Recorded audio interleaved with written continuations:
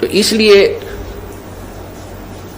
हमें दिशा ठीक ना मिलने से हम भ्रमित हो गए और परमात्मा से दूर होते चले गए, और परमात्मा से दूर होकर के हम विकारी बन गए। तो हमने क्या त्यागना है? बीड़ी, शराब, मांस, तंबाकू को परित्याग करना है। चोरी, ठगी, जारी, लूट, खसोट, डाके, इनको त्यागना है। ये हमने त्यागने पड़ेंगे। उसके बाद जो हमारे ऊपर 4-5 और विकार लगा रखे हैं काल भगवान ने, काम यानी विषय वासनाएं, क्रोध, मोह, लोभ, अहंकार, ये जीव के बस का नहीं कि इनको त्याग सके। बीड़ी, शराब, मांस, तंबाकू, चोरी, ठगी हम त्याग सकते हैं। इनको नॉर्मलाइज करने के लिए काम, क्रोध, मोह, लोभ, अहंकार, इसके लिए परमात्मा ने तरीके बताए हैं, विधि बताई है, इसका ट्रीटमेंट बताया है कि सत्संग विचार सुने, उनके ऊपर पूरा विचार करे, अर्थात ज्ञान। दूसरा भक्ति भगवान की, तीसरा दान। तो इससे क्या होता है? हमारे अंदर जो विकार हैं वो नॉर्मल होते चले जाते हैं। क्रोध भी कम हो जाता है, थोड़ा बहुत होता है तो वो सीमित सा रह जाता है, और पहले ज्यादा हो जाता था। भक्ति करने से इसमें इतना अंतर आता चला जाता है, और धीरे धीरे ये बिल्कुल जरा सा रह जाएगा, थोड़ी सी फूफा रह जाएगी। अब मन को ज्ञान रूपी रस्से से बांध दिया जाता है। ज्ञान रूपी, तत्व ज्ञान रूपी रस्से से मन को बांध दिया जाता है। जैसे कोई शरारती पशु है, बैल है, भैंस है, गाय है, उसको टाइट बांध दिया जाता रस्से से, तो वो उससे आगे हानि नहीं पहुंचा सकती। उस रस्से की रेंज में ही वह ऐसे सर सुर मार कर अपनी फूफा कर लेगी, लेकिन हानि नहीं पहुंचा सकता वो पशु। ठीक इसी प्रकार इस मन पशु को इस तत्व ज्ञान रूपी रस्से से परमात्मा बांध देता है। इसकी आदत तो है ऐसी फूफा बकवाद करने की, ओछी मंदी सोचने की, लेकिन ये ज्ञान रूपी रस्सा इसको सीमा पार नहीं करने देता, इसलिए हानि नहीं कर सकता आपकी।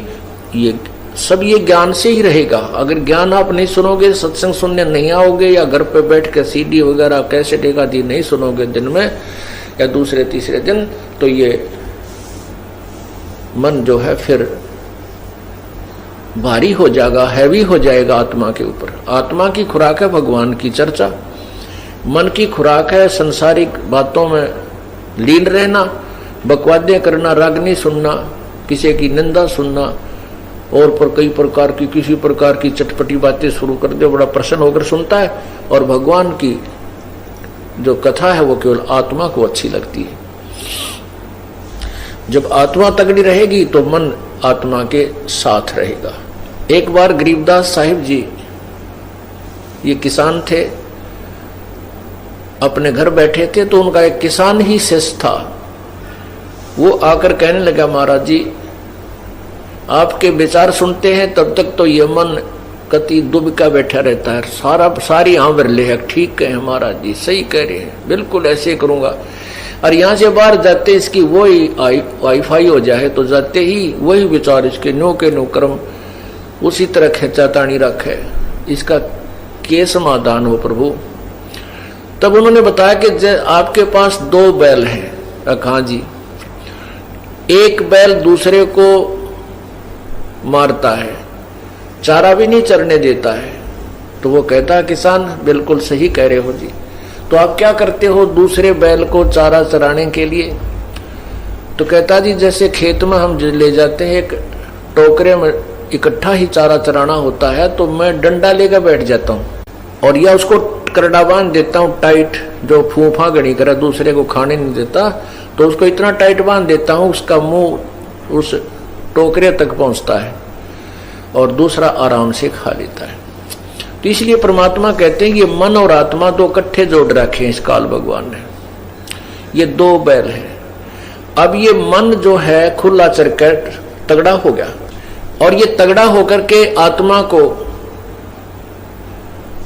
डराता रहता है, और आत्मा इससे दुबकी बैठी है। अब तो आत्मा की खुराक बढ़ा दे। जैसे समझदार हाली क्या करता है कि जो दूसरे पशु को एक बैल तंग करता है तो उसकी खुराक कम कर देता है, उसकी बढ़ा देता है, तो वो तगड़ा हो जाता है।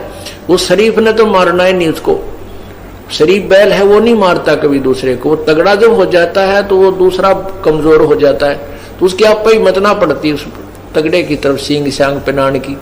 तो इसी प्रकार परमात्मा कहते हैं कि जब तुम आत्मा की खुराक बढ़ा दोगे या मजबूत हो जाएगी, तगड़ी हो जाएगी, फिर ये मन इसके अनुकूल होने लग जाएगा। मन इसको आत्मा इसको घसीट लेगी, अपने साथ घसीटती रहेगी और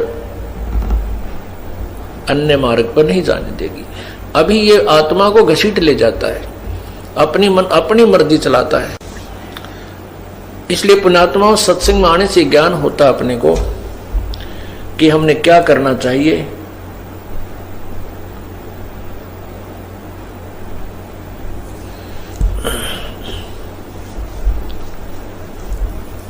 और जो धारणा हमने बना रखी है कि केवल बना रखी थी कि